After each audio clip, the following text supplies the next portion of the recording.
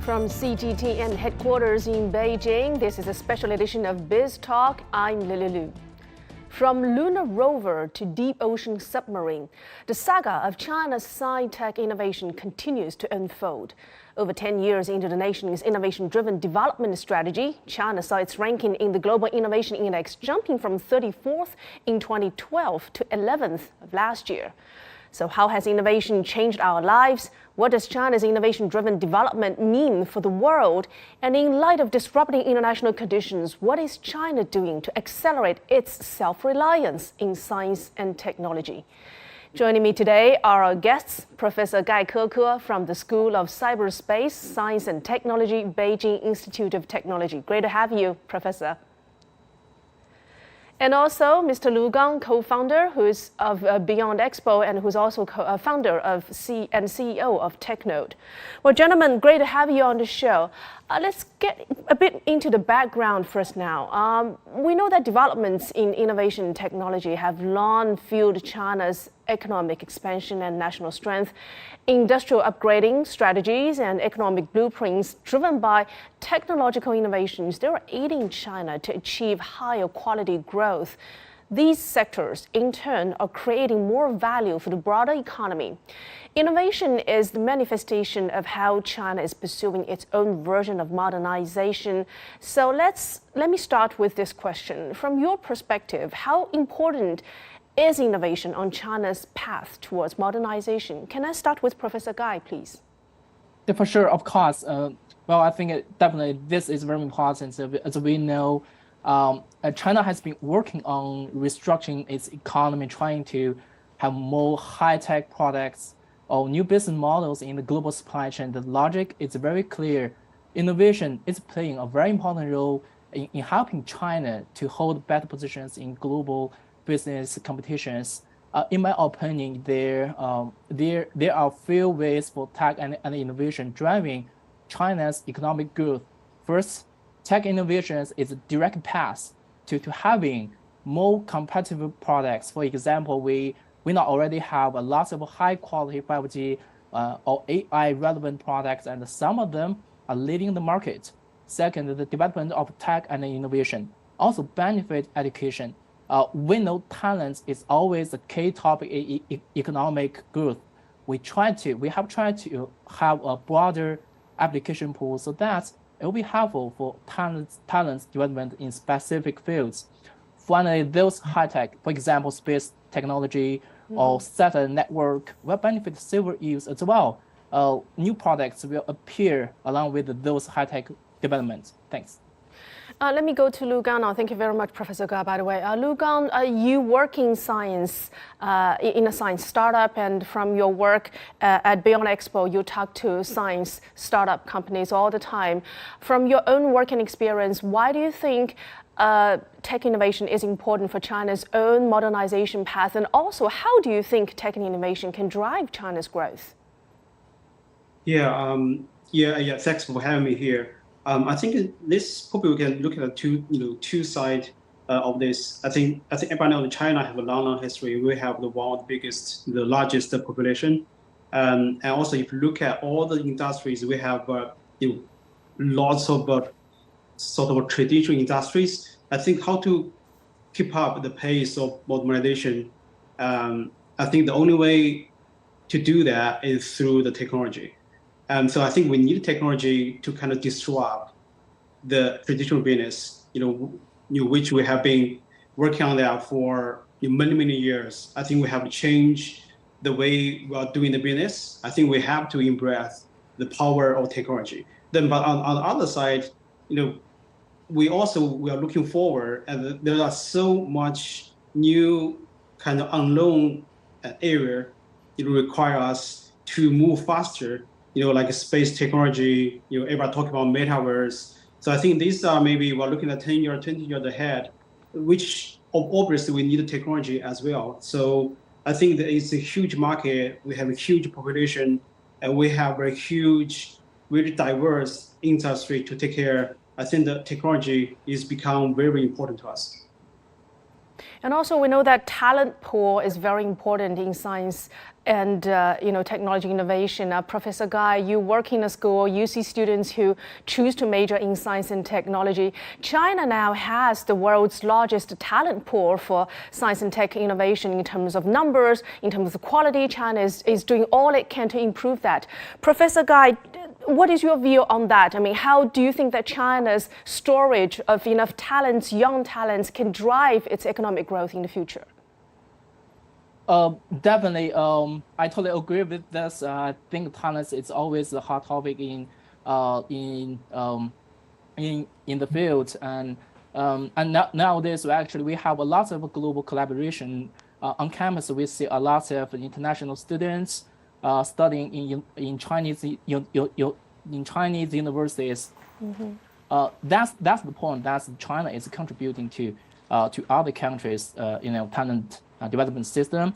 And in our country, actually, we have a lot of collaboration, a lot of opportunity of collaborating with other universities or other countries. That's one of the, the concept of shared future at this point. And today, our government has very well planned for talent development. Actually, we have 5-year planning. And this year, we actually mentioned the technology, talents, and the education integrated together.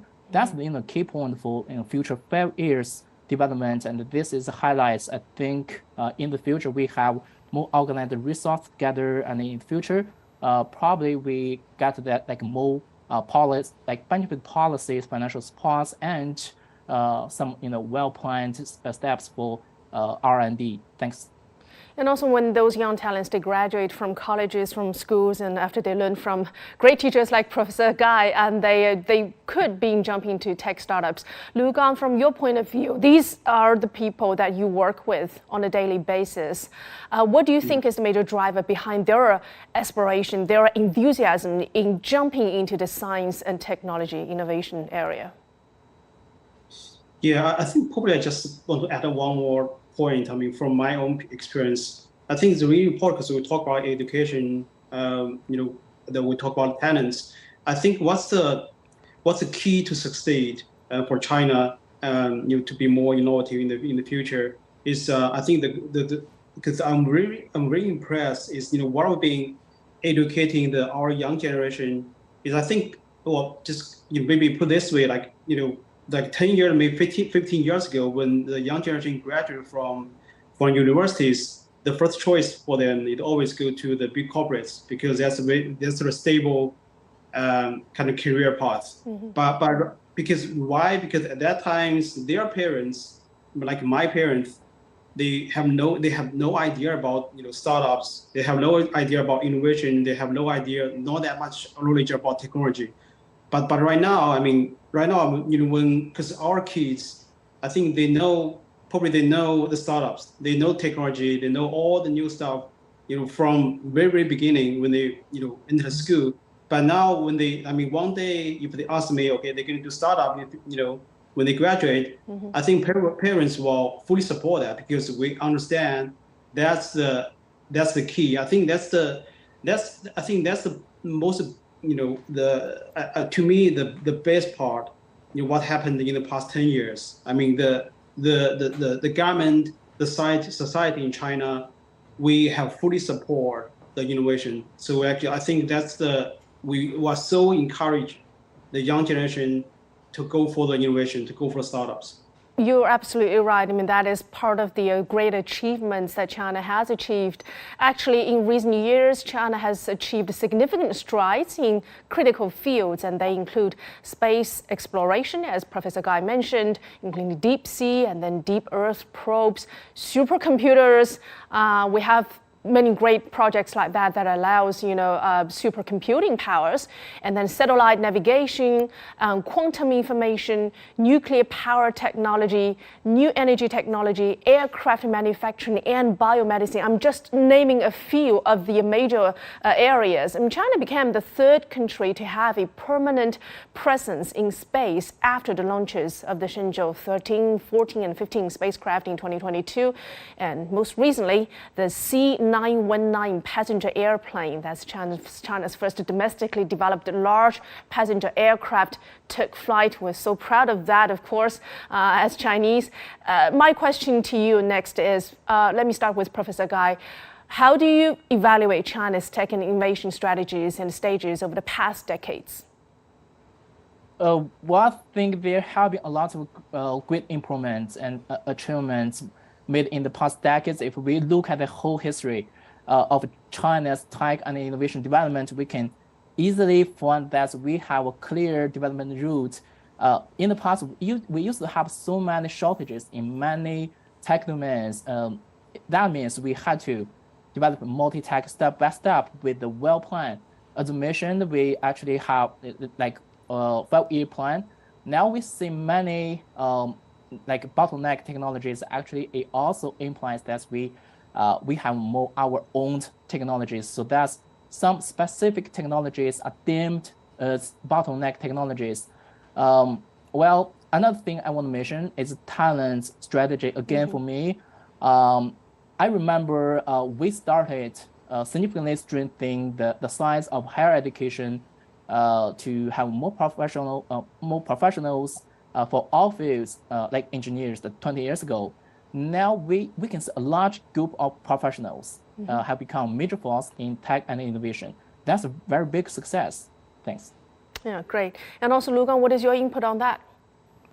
Yeah, I think first of all, I think the development in the past, in the technology space in the past 10 to 20 years in China is absolutely great. And I'm so impressed. And also as a Chinese, I'm very proud of that.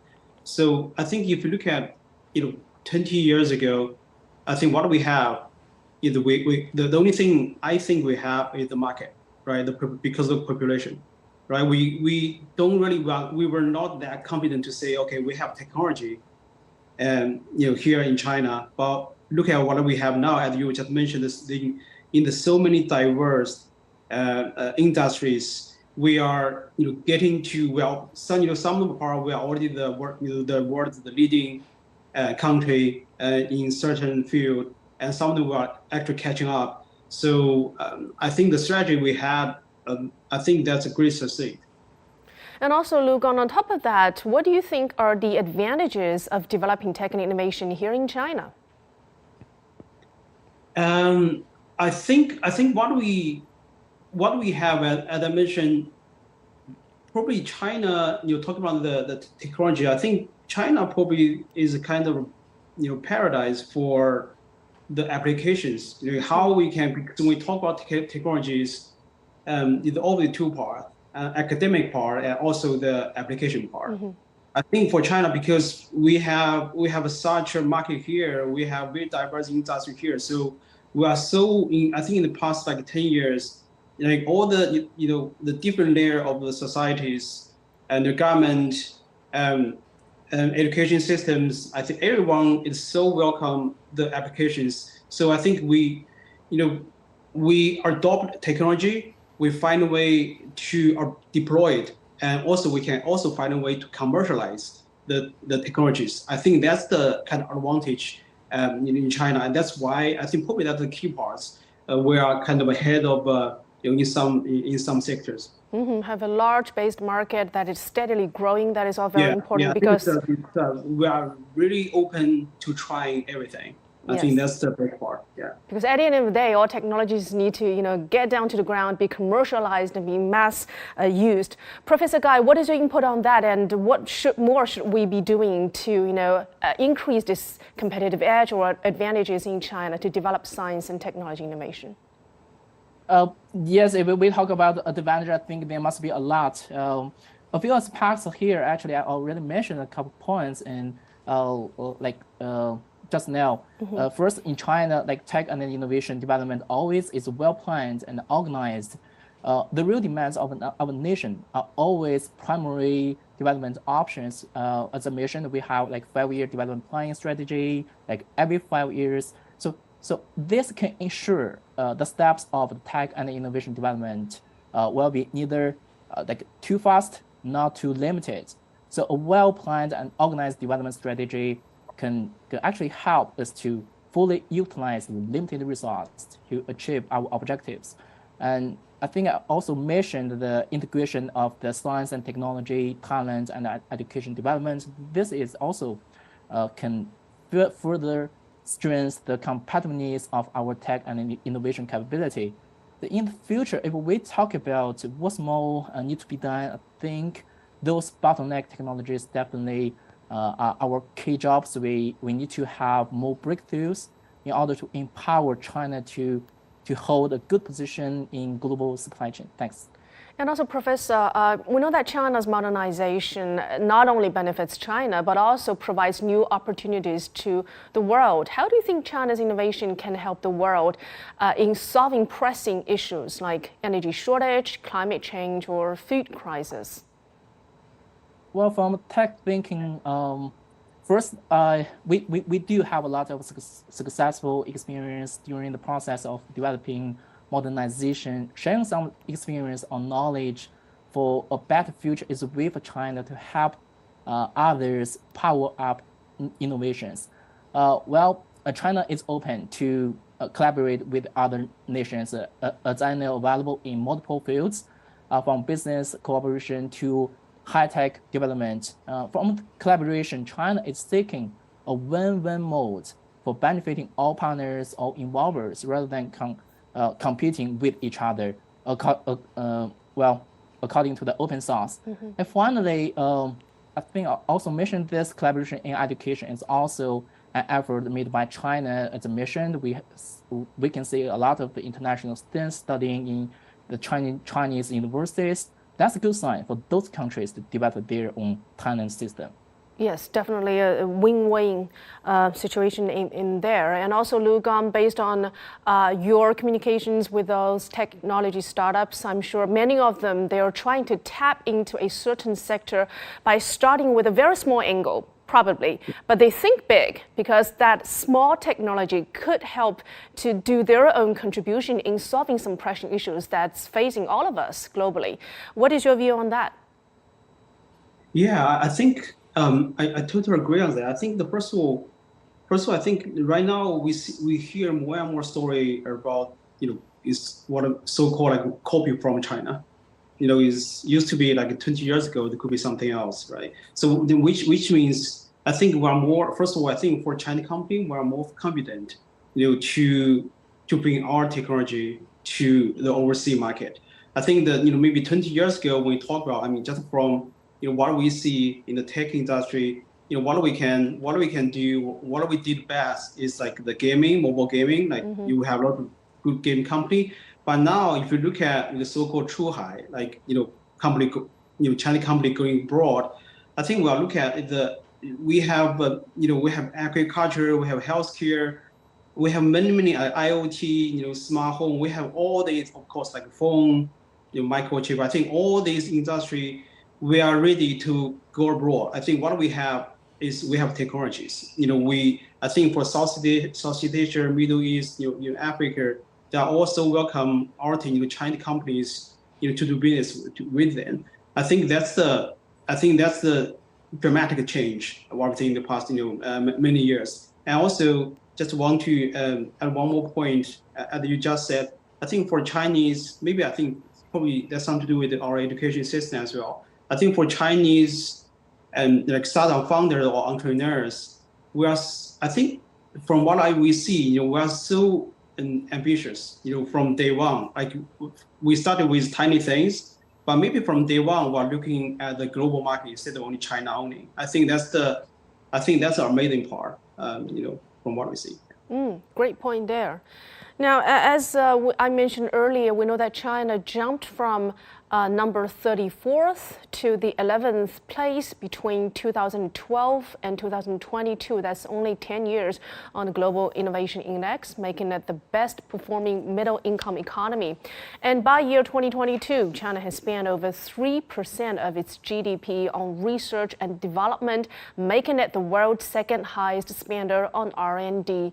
And the nation does not merely focus on funding innovation. It also considers how innovation can be meaningfully transformed into benefits for society and the economy. Now, as the world's largest developing country and also the highest ranking developing country in terms of that global innovation index, what experience do you think can China's innovation offer to other developing economies and also broader, the world? Professor Gai. Well, as I mentioned, one of the successful experience is that China is open for global cooperation rather than competitions. It may cover a variable sides. The first side is that research collaboration is a mainstream nowadays. We are living in an age of knowledge booming. It's almost impossible for a single country to keep and develop the entire system of science and technology if we consider the whole innovation chain, such as theory, exploration, and on-ground implementation. The other side I want to mention is in collaboration is that R&D innovation often relies on the business cooperation. It reminds me that the experience of China in the efforts of transition from made in China to create in China. Even though China had a very big success from made in China in the past, but China didn't stop the pace in exploring the way of creating in China. Thanks. Okay. Lu Gang, what is your take on that? Yeah, I think I totally agree with Professor Guy. I think that maybe just one word, like openness. I think that open is like a two-way. First of all, we have to convince, we have to kind of push us to open all technologies, instead of like delay. I think we need to embrace technology, understand the value, then know how to do it. Even the lots of failures, but we can figure out the best way. So the open to technology is the first thing. The secondly is we open for the collaborations as well. As I mentioned, I think it's great mindset all the Chinese young generation they have now is globalizations. We studied English from the very beginning. Mm-hmm. We know what's happening in the world, and we know, if we do business, if we do the collaboration, you need to talk to the rest of the world instead of focus on China only. Even China market is huge enough, but still, I think the future is the globalizations. I think that's that's what I think the rest of the world can probably might learn from us. And also, Lu Gang, what more do you think should be done to support and encourage the development of innovation? I think we should do more. I think for all the players in the ecosystems, I think we should try harder to encourage the young entrepreneurs. Mm-hmm. I think all the Chinese entrepreneurs they know how to work hard, towards their goal. But I think what we want to do is we need to be more kind of creative, on many things, because to do our startups we need technology, but we also need the creativities. I think that's something I'm still missing. We should learn. Mm-hmm. Professor Gai, what would be your piece of advice on that question? What more can be done? Well, from the perspective of the college or university, I think we need more guides from the central government. Actually, we have a lot of reforms on it. We should know what kind of research is the key for our nation. That's very important. If we consider the business or the enterprise, I think we should fully utilize our economic system, we have the planned economy, and actually we have mixed. So this actually the guide from the government is very important for commerce, in my opinion. And based on this, what we need to do at the beginning is that we need to understand what kind of technology is the technology is the one we really need. Mm-hmm. And after that, we should have some investments on those technologies that we really need based on the demands. To look for the right course in tech development from the very beginning, then you can go down the right path and see what happens. On top of that, Lu Gang, I wanted to get your opinion on one question, that is how to balance out your enthusiasm in innovating technologies and managing a company well. with entrepreneurship? What kind of policy support do you wish to have, for instance, in improving the business environment for tech startups?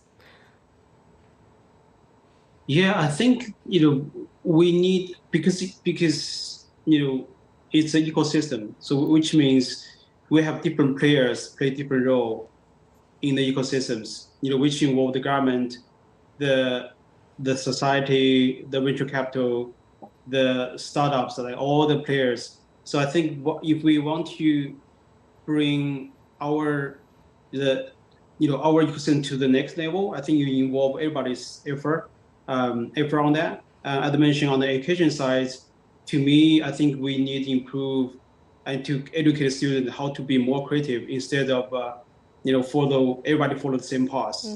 I think we have to be open-minded. Think out of the box for the young generation, and also on the venture capital side, maybe the different story, because you look at the past, as I mentioned, because we are so good at our monetizations, but sometimes as we just mentioned, because if we look at the one sector, because sometimes we pour lots of money into that one sector, then from Bruce C to Ray C. So I think we waste, sometimes waste the money, we waste the time. I think we need to be more patient on that. And so I think that's something we see need improve or needed to think over to help the young generation to do the right thing instead of rushing to like everybody rushing to the same.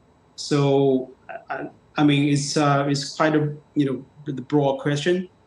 So basically, I think everybody has their own work to do. I'm glad you mentioned the word ecosystem. You're right, this is definitely an ecosystem that needs collaboration from different parties that are involved in this. And in order to do that, China actually has placed significant emphasis on IP protection, and it has built a robust ecosystem for innovation. So over the past decade, China has become home to the world's greatest cohort of R&D personnel. And China's Ministry of Science and Technology said that the number of science and technology workers in the country has reached over 6 million in year 2022. That's doubling from slightly over 3 million in 2012. That's about 10 years earlier. And within a decade, China went from accommodating 49,000 high-tech enterprises to 400,000. A great jump there. And to date, there are 97 national high-tech zones generating over 100 billion yuan in yearly revenue throughout the entire country. My next question to Professor Gai is how to create an ecosystem for developing tech and innovation, a healthy system, an encouraging one, and also to better foster more talents for innovation. Oh, well, that's a big question. I think creating a ecosystem for tech and innovation is complicated. I want to mention a few points, the key points that I feel important. First, we need to build up innovation hubs, which means we need to have a solid platforms for innovation with startup friendly environment. Second, we still need some benefit policy supports and guides for those advanced technologies. If we want a higher level ecosystem, we need supports from those advanced. Well, finally, let's say ecosystem needs a solid foundation of science and technology, which mainly refers to the technology itself. For fostering more talents, I think, it mainly covers two sides, probably.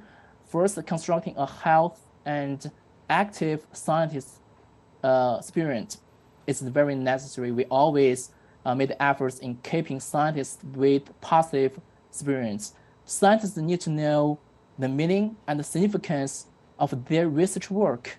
And on the other side, I think constructing talent system is also important for fostering talents. In this way, talents can find their personal development way matching the national needs.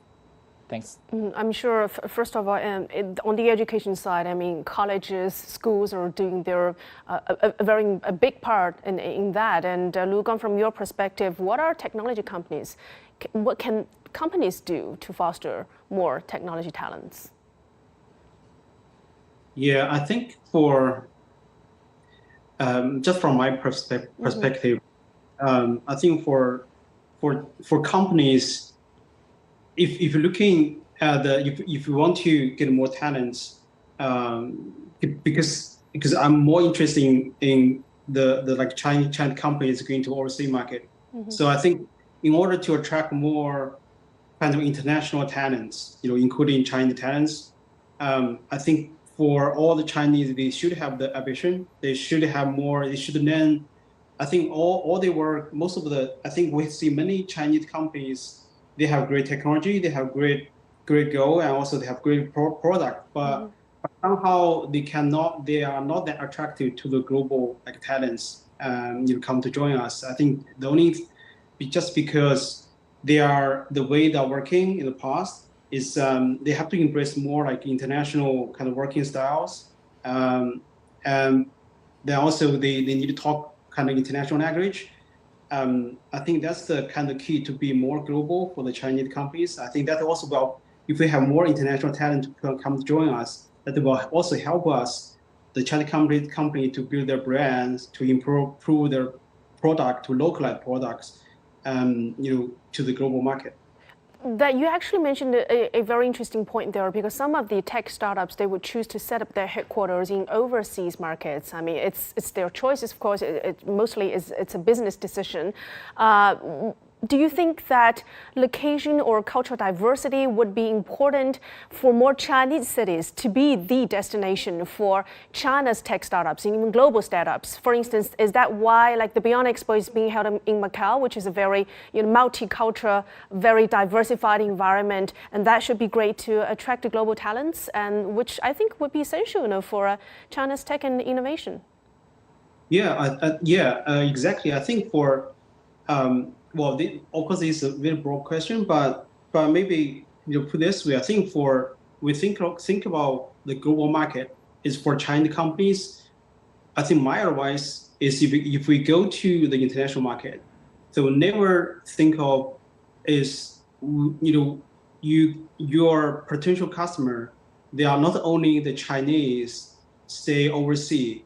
You need to focus on the local people in the local market, which means you need the international talents to help you, because they understand much better than what's happening in the local market, what's the user experience, what's the user behavior. So that's why I think for Chinese companies, we need to be really kind of they can set up the international headquarters outside China, talking to the local people, looking for more collaboration with the local government, the local ecosystems. I think that's the way to become a truly international companies.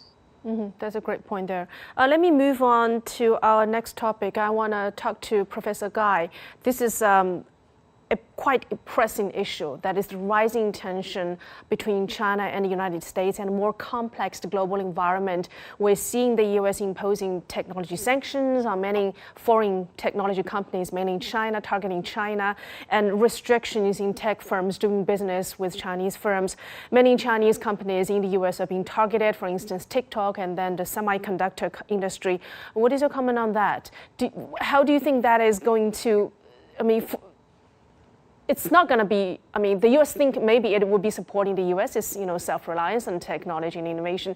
But if we look at the global picture, cooperation is the key now in developing anything, any technologies or any business. Do you think that would be a major putting on a great hurdle for the global innovation progress?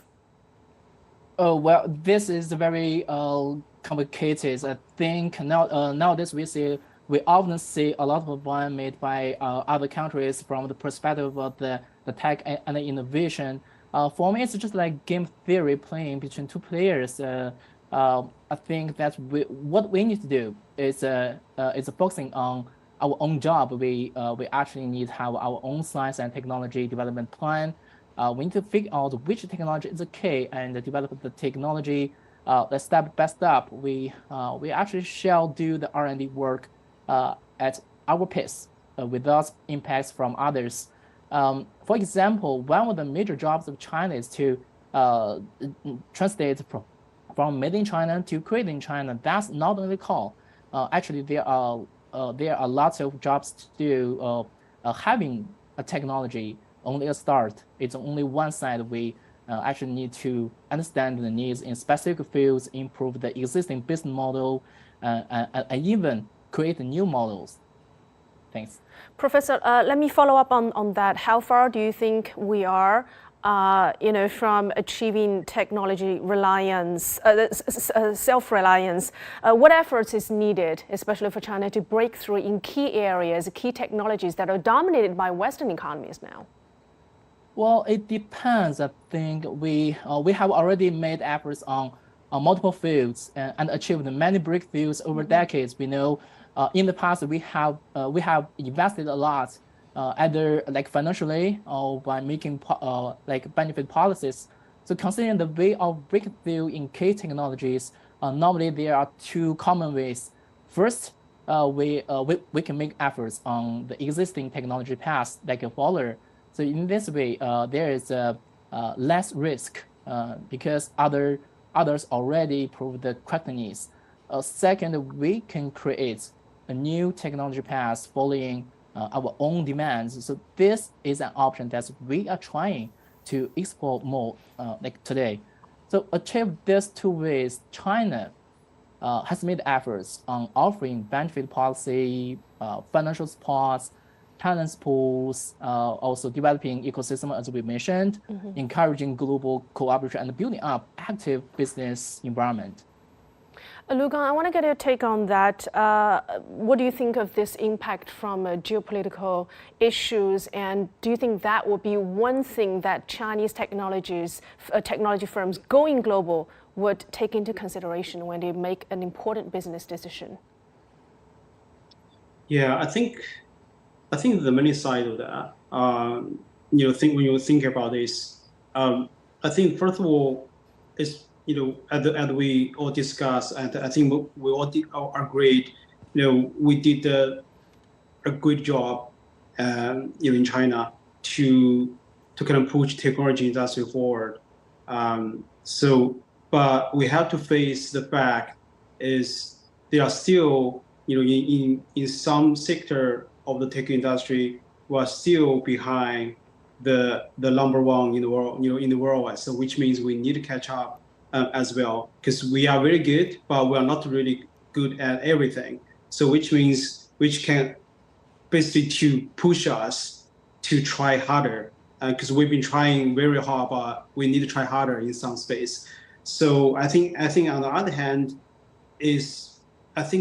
what we learn from this is, instead of focus on China, the China market only, we have to push ourselves to be more active in the international market as well. I think that's why I think we have. So what do we see? Just give an example. What do we see? Actually, we said we have so much very good technologies, world-class technology in China, but they turned out, outside China, they're not that much of like medias. They have good coverage about the Chinese technology, even they are the super great. There are so many good Chinese companies, their names still unknown to the rest of the world. I think there's so much kind of information gap between that. I think we need to be more active, to bring our technologies and to tell the world we do have technology can benefit everyone. An interesting perception is that a lot of people in the Western world, they think that China cannot innovate. Professor Gai, what would you have to say to that? Oh, well, this thinking for me is not even worth debating. Every nation has its innovative abilities. China has made a lot of efforts and already made many breakthroughs. That's no doubt. For improvement, in my opinion, I believe that the concept of the innovation shall be different from the new. The innovation shall be aligned with our nation's demands. So therefore, I want to mention two suggestions. That personally, I think that the first shall be developing bottleneck technologies, probably that's a long way to go. We already discussed it a lot. On the other side, we need to improve the talent architecture to ensure we have sufficient talents for matching different needs on the different levels. Actually, we need professionals for all careers on different levels, not only scientists but also specialists and skilled workers in certain fields. So this, of course, is a misconception. I think we all agree on that. And Lugang, why do you think people would have that concept and have that idea that they don't think that China can innovate? Yeah, well, it's to me it's weird. Obviously, I think there are maybe there are a couple reasons behind it. Because we used to have like a made in China means cheap but low qualities, but now if you look at the Chinese products, it's still cheap, but it's a high quality. I think that's we need to educate. I think more people should understand that. The secondly, I think it's also to do with the definition of innovation. Because when we talk about innovation, actually it's not like 100% about technology, like 100% about like high technologies. Even a tiny thing could be innovative as well. So it's not necessarily related to the high technology as well. I think the one, SMS we use a lot as well. I think that's lots of innovation come from based on SMS as well, which can benefit the African market. So the thirdly, I think I mentioned earlier is all about information gap, because there are so much happening in China, but we need help the international market to understand what we truly have instead of copycats, instead of many other things. We need kind of helping. We need to help our Chinese companies to be more recognized by the global industry. I think that's probably our work to do. Mm-hmm. Many countries now are developing their own tech innovation-based, let's say, a cluster of cities or areas. So there are many countries would call that they have their own version of the Silicon Valley. And in China, we have many, technology-based areas. And for instance, we have the Greater Bay Area, and then we have big cities like Beijing and Shanghai, who also offer incentives and great policies to encourage tech innovation companies. Professor Gai, what do you think that geographical advantages is there for Chinese companies to choose different locations within the countries to start a tech innovation business? Well, it depends. Like for me, I am more familiar with the campus or universities. For business, I think it also depends on the demand, like why we need to have this diversity, why we need to have like foreign workers, why we need to locate the headquarters in some other countries. There must be demand or like a request. But in my opinion, like most business opportunities are in China. Like for Chinese, I think we first of all we need to understand our own market before we go like overseas, because in China we still have like a very large markets, and for technologies I think we have more opportunities for testing or implementing our technologies. Like for me, for example, we have one of the largest markets for AI and some other technologies like blockchain. Comparing to other markets or in other countries, I think we do have this kind of advantage. But if the company aims at exploring the markets in some other countries, probably that's for sure we can they can have like a headquarters in some other countries or have some diversity with by employing like foreign workers for sure. No, but for me, if we talk about the education, if we talk about higher education, like international students studying in Chinese university, I think that's very necessary, because if we want like high quality or high speed development, higher education, we do need to have a lot of collaboration with other universities. We need to have a lot of international seminar. We need to hold an international conference and know what other universities or what other scholars are doing.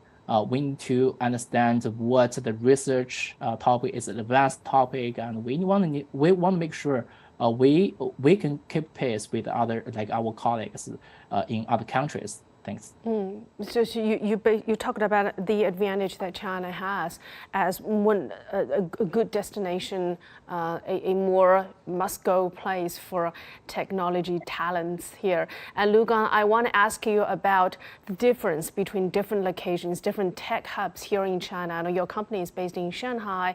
You probably often travel to the Greater Bay Area, where many people think, including some of the American scholars that I've interviewed, that they think Shenzhen may be China's Silicon Valley. How would you compare, those different areas, their own advantages and, their own competitiveness? Yeah, I think it's very interesting. Probably it's hard to answer. I think that it really depends on the sector you are working on. And so I think if you look at the different city in China or different area in China, I think each one have its own advantage. Right? Because if you look at right now, just give an example. I think if you talk about like Beijing, we have like media, we have venture capital, everybody over there, and Shanghai is very international friendly. So if we do like cross-border e-commerce, if you are dealing with corporates, Shanghai is the best place. But if you look at GBA, of course, Hong Kong, we have the very good university for academic research. We have Shenzhen for the manufacturing chain, so it's perfect match. So it really depends on the industry you're working on. So I think for different startups, I think you should pick it on your own. Okay, gentlemen, thank you so much. We had a great discussion. I have one final question for both of you. The China's college entrance exam has just wrapped up, and what would be your piece of advice for the new graduates from high school this year, to encourage them to get into a job or a major that majors in science and technology innovation? We start with Professor Gai. Well, that's a very interesting question. Like for me, I do have a few suggestions. So first of all, please study the content of a major to make sure you select the major that you really would like to work with. I think this is very important because a lot of students get enrolled in the college and they just find that they don't like the majors. That's not good. I think that this is very important. The suggestion that at first they want to point out. And next, I think this is a very big step for everyone. I think just to be serious to choose the university, not only by selecting like one dimension. I think this must be a multiple dimensional decision. For example, the location and the major. Also, if you know someone, just ask someone about the university, everything about the university, about the major. If you have this kind of research, just ask them. This is very important because this is a very big decision for you. Thanks. That's a great piece of advice. Lu Gang, what about you? What would you say to those young people who may have a dream of becoming a technology startup? Yeah, I think maybe 2 words. First, I think be curious about everything. I think everybody have your own major, but you have to be curious on everything. And so I think it's very important because 4 years later or 6 years later, I think no matter what you learn from school, from university, maybe your career will benefit from what's your major, but the career will highly benefit from what you learn, apart from your major. So be curious on everything. Second is be fearless on everything, because we are, if you're going to do startups, the most important part is you just dare to try everything, because failure is always common to all young generations. So do not be fear about failure, because I think that's the way to be succeed. Okay, great advice from both of you. So that's advice from Professor Gai is to seek good advices and think it over, and from Lu Gang that is to stay curious and do not be afraid of failure. Great advices. Thank you so much, gentlemen. And with that, I want to thank you both again. Our guest of the day, Professor Gai Keke from the School of Cyberspace Science and Technology, the Beijing Institute of Technology, and Mr. Lu Gang, who is co-founder of BEYOND Expo and founder and CEO of TechNode. Thank you so much for staying with us on this CGTN special edition of Biz Talk. I'm Lulu in Beijing. Till next time, bye for now.